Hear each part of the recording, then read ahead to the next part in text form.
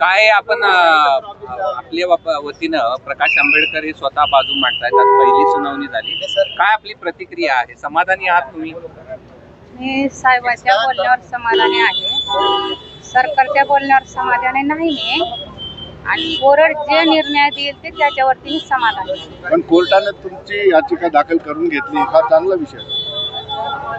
साहेबांनी जे निर्णय घेतल्यात, वकील साहेबांनी घेतल्यात, जज साहेबांनी जे घेतल्यात त्या निर्णयाला मी समाधान आहे. आणि जोपर्यंत माझा सरकारने ते आरोपीला मोकळं सोडले, त्या आरोपीला लवकरात लवकर तात्काळ ते धरत नाहीत, त्यांना अटक करत नाहीत, मग ह्याच्यामध्ये काही अडचण, ते आता काहीतरी अडचण आहे ह्याच्यामध्ये.